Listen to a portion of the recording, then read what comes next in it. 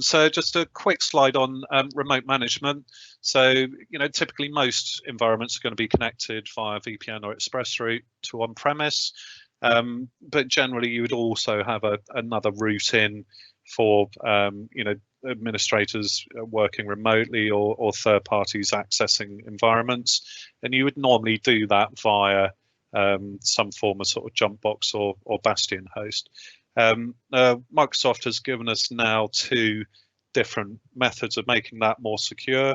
So obviously you don't really want to have a virtual machine sitting there with a public IP address with 3389 open to the internet, because you're going to have people port scanning, trying to brute force your virtual machine. So a couple of options there. The first one is called just-in-time VM access, and this is enabled as part of Security Center standard. And what that allows you to do is to have a jump box with a public IP address, which is by default secured with NSGs so that it's not exposed to the internet. If you need to access that jump box, you need to log into the Azure portal, ideally with your MFA enabled as well as another layer of protection.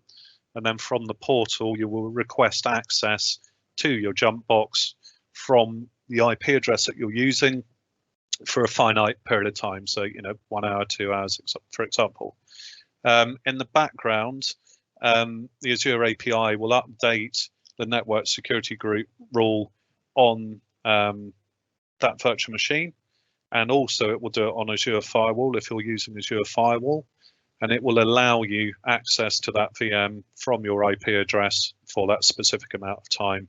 When that time expires, it will re-update the rule and take it off the internet again, in effect. So quite useful way of securing jump boxes. The second option is slightly newer, so that's Azure Bastion host. And that is basically deployed as a resource into a virtual network, but it is a PaaS resource managed by Microsoft. And from there, you can then log into the Azure portal, again, ideally with MFA enabled, and it will allow you to hop on to any virtual machine within the VNet that your Bastion host resource has been deployed to, and you'll actually get a console session from the Azure portal to allow you to log into a VM and manage it.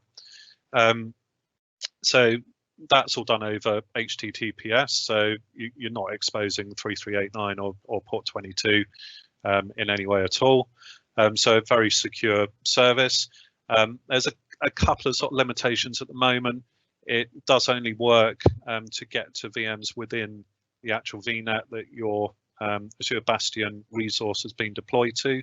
So if you are using a hub and spoke topology, you would either have to deploy a Bastion service into each VNet, or the alternative is to deploy Bastion into your host and then use that to access a jump box within that hub VNet and then hop across to the spokes from there.